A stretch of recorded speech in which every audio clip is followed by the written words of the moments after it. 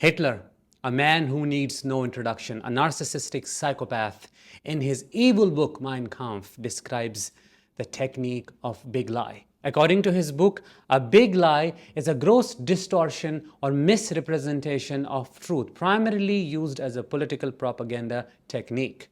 He accused Jews of using this big lie technique, but it was a projection. In reality, it was him who spewed hatred by mass hypnotizing the collective, all the people, normalizing the hatred against them, isolating the group, treating them as an entirely different race. That was at a macro level. But what if I tell you the same dynamic repeats itself at a micro level in a narcissistic relationship? When a narcissist tells a big lie, they say something really bizarre, really shocking. It's not just an accusation, it could be a character assassination. It could be personality disintegration, something as big as your mother does not want us to be together. Your sister is crazy and she has been trying to have an affair with me. This is really bizarre, really shocking. And what does the brain do at that moment? Oh, what? This is too big to be a lie. I have to believe it. No, how could he say it? How could she say it? There must be some truth to it. That's how our brain distorts the information, and unfortunately, we fall for their technique. To help you understand this evil technique better, I'm going to use an example of three people: a mother, her daughter, and a son-in-law. Son-in-law is the narcissist, and he is slowly trying to separate his wife from the mother, who he sees as a threat.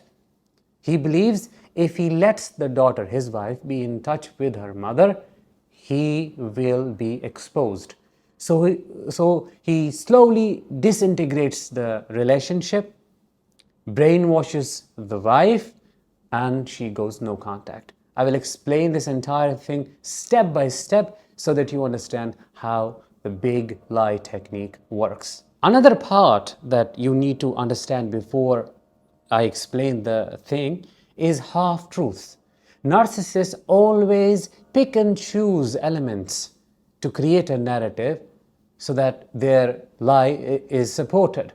They'll just pick and choose true information without context, connect the dots in their own delusional way to spread that lie, to say this is what is going on, that is what is going on. Those who are unaware of the situation, or those who do not go deep and try to understand what's actually going on, just believe it, eat it up, and the narcissist wins. Example that I have given you about these three people, the narcissist initially starts with the piece, your mother is abusive, she neglected you, she abandoned you. Why? Well, she did not leave when she should have left, your father was abusing you. But what he intentionally does is, he just picks that bit of information which is true. That is the half-truth. She could not leave. Yes, the father was abusive. Unfortunately, the child got exposed to it. But what he does not talk about is how the mother was desperately trying to find a way out. How the mother was financially dependent on the father, and she had to fight tooth and nail to get her things together, to find money, and to somehow find a way out. He doesn't talk about that. He only talks about the bad aspect, and which is undeniable. And where does he get that information from? The information his wife shared with him in the beginning. After distorting the reality in this way, he says the big lie. What is the big lie in this situation? Your mother does not want us to be together. She is jealous of you. She does not want you to grow. She wants to keep you traumatized, and she is selfish. This is a big lie. The daughter is flabbergasted, taken aback. My own mother? How? No, it's impossible. Come on. And no. There is an assumption here, or the condition, which is this person who is saying the truth, telling the big lie, is a psychologist. So it's coming out of a professional's mouth. Your mother is abusive. That is the big lie. That's a big lie. What is the foundation of it? Oh, she did this, she did that. Then after that, he makes a suggestion. Then he creates the narrative that she is abusive, she is this, she is that, shocking the person, and then the suggestion is made. Because this person is in an emotionally volatile state, they are susceptible and vulnerable to taking in suggestions. The suggestion is you should go no contact with her, you should cut her off, or else we won't be able to live a happy life. Then comes the next part, which is the impact. This daughter then chooses to go no contact with the mother without having any conversation whatsoever. Simply says, Mom, I won't be available to take your calls. I can't allow you to see my kids because you caused a lot of damage back then. And I am going no contact with you for now. I will only text. That's it. Mother is shocked as well. She does not understand. She thought they were on good terms. She remembers all the things she tried to do right and apologizes, says, what did I do wrong? I am extremely sorry. I know I was not the best mother, and unfortunately you had to go through that abuse. I should have done more, but unfortunately I couldn't. Please don't do this. I want you to be in my life. You are my daughter. You need to understand this. This is not a situation where the mother is the narcissist. There is no what or but or if. It's a given situation. The mother is not a narcissist. She tries to reach out, calls again out of desperation. She is anxious and is panicking, doesn't understand what just happened. He, the narcissist, then exaggerates the situation, suggests, see, this is what I told you. She is obsessive. She is compulsive. She is controlling. She wants to insert herself into our life. We can't let that happen. I told you she's unhealthy. She doesn't respect your boundaries. She doesn't understand that you want some space, some distance. Had she been a good mother, she would have had no problem with letting you go. This is why I say you should just let her go. What just happened there? The distortion of the truth. What was the big lie told? Oh, she is obsessive. She is controlling. There is no evidence for that. He's just using that part of information to justify his narcissistic thinking. He's doing that with an intention of separating the daughter from the mother for the reasons mentioned earlier. The daughter gets really angry and decides to cut off her mother completely, doesn't respond to texts whatsoever, doesn't talk, does nothing. Now the mother resorts to her only way of trying to establish connection, which is to write letters. And in these letters, she tries to remind the daughter of all the things that were good in the relationship. The nice moments, the good memories, trying to revivify the positive emotions. The narcissist does not let her read these letters alone. The moment she receives them, the daughter, he sits there like the devil and talks to her continuously, brainwashes her, then picks and chooses the elements. Clearly, this mom is trying to remind her daughter of all the positive moments so that she can convince her, I'm not the monster. This is not as bad. I don't understand. We have something. We have had a past, and all of a sudden it's gone. Please, look at this. We still can have a relationship. He says, she is love bombing you. Distortion of the truth. A big lie. No basis whatsoever. No foundation whatsoever. In that moment, that illusion is cast.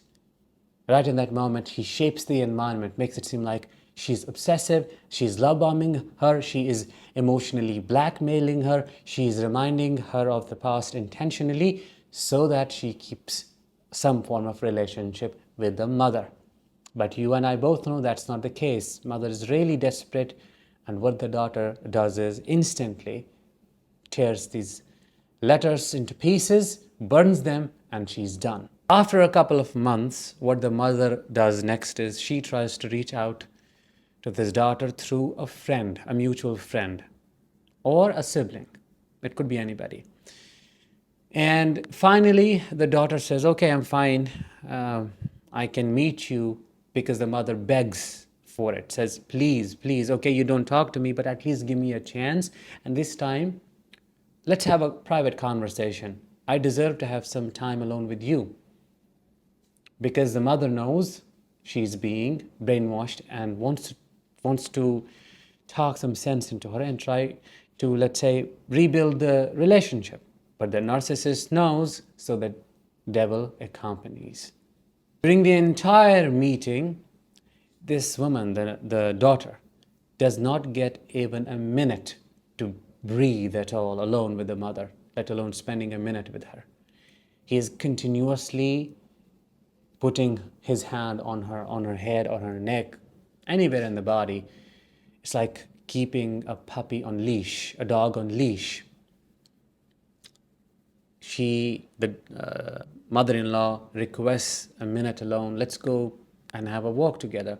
No, Mom, I'm not willing to talk about anything that does not include my so-and-so, my husband. I mean, what is there to talk about? If you have to say something, just say it in front of both of us. He's also a part of this family. The mother loses instantly. She feels desperate, but is unable to do anything about the situation. That is how the narcissist establishes maximum control, through running this propaganda, telling a big lie, using half lies to create a narrative, and by selecting these separate pieces of information and then tying them together to cast an image of the target that is untrue, therefore thereby fooling all those who are a part of the process, part of this collective gaslighting. He cleverly shapes the environment to convince his wife that your mother is narcissistic. She is something or somebody that she in reality is not. Anytime she tries to reach out, instead of letting her see for what it is, a desperate attempt made by the mother to rekindle love, to reestablish a relationship, he reshapes it. He twists the truth and says, see, this is what I'm talking about. This is what's going on. He just speaks to her like a demon sitting on her shoulder. He does not allow her think for herself. He suppresses her critical thinking, and she just becomes a host of the parasite who she thinks is her friend. And in reality, he's feeding off of her continuously. Then unfortunately, what happens to the mother? She is left alone, totally isolated, with no relationship whatsoever with the daughter, and she's left with nothing but grief. The story, the example that I gave you, is the story of so many people, so many unfortunate parents that I have worked with. The same situation repeated itself in a different way. The same thing. One parent, two parents, the child has been totally hijacked, overtaken by the narcissist. Child has gone no contact, and the only connection is of the money. The narcissist is using the child, their partner, to get money, which is what we call abuse via proxy. And then I tell them, and they ask me, what do we do in this situation? I say, unfortunately, you have nothing to do. You have nothing to lose anymore. You have lost everything when it comes to that relationship. It's better to let go of those kids, of that connection, and cut off money. They're using you. And your daughter, your son has to hit rock bottom to wake up and to know what's actually going on. So we went into the depth and details of how a narcissist runs a massive, foolproof propaganda using a big lie, the same technique used by Hitler. How he or she uses bits and pieces from all the information available to tie them together and create a narrative, and then tell the same lie again and again, again and again. He or she chooses to say or share half-truths and then ties their own narrative, whatever they're suggesting others to believe, to say this is what's going on, when the reality is always the opposite of it. How would you know? do your research. Go in deep. Try to see what's actually going on. Maybe there is more to it. Maybe there's something that you do not know. Maybe there is an ulterior motive of this person. And if you are stuck with such a partner who is trying to isolate you from your loved ones, always question it. More so when your loved ones have been healthy. Yes, problems are everywhere in every family. But if it is a narcissistic situation, then that is an entirely different case. But if it was just a normal family where there were some problems, some issues, see how they are being re-narrated, reused, rehashed, and how that information is then put to use. That will give you the clue. With that, let's bring this episode to an end. Let me know how you feel about it, what your thoughts are, emotions are, experiences are in the comments. I will talk to you in the next one. Until then, as always, let the healing begin and continue.